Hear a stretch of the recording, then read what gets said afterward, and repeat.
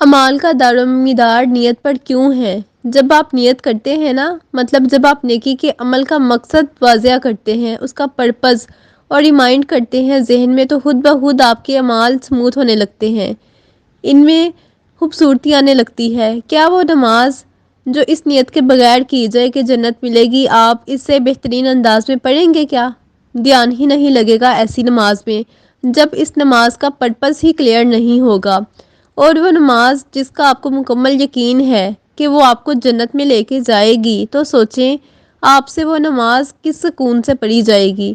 آج آپ اس نیت سے نماز پڑھ کے دیکھیں اور اپنی پریویس نمازوں سے فرق دیکھیں۔ آپ نے بس یہ کرنا ہے، اپنی نیت کو پاورفل بنانا ہے، اپنی نیت کو ڈیکوریٹ کرنا ہے، اپنی نیت کو ایستھیٹک بنانا ہے، اپنی نیت کو خوبصورت بنانا ہے۔ آپ کی نماز خود بخود خوبصورت ہو جائے گی۔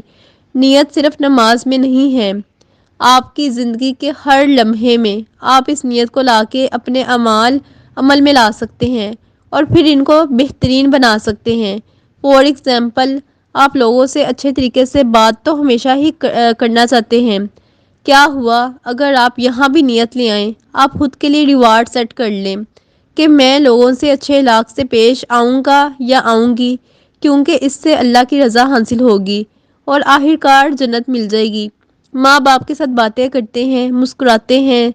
کیا ہوا اگر یہاں پر بھی آپ نیت لے آئیں کہ اللہ کو پسند آ رہا ہے آپ کا یہ کام، اپنے والدین کو اسمائلنگ پاس کرتے ہوئے دیکھنا، اب جنت مل جائے گی۔ جب آپ یہ سوچیں گے تو خود بخود آپ کے اعمال بہترین ہو جائیں گے اور ان میں تسلسل اور ثابت قدمی بھی آنے لگے گی۔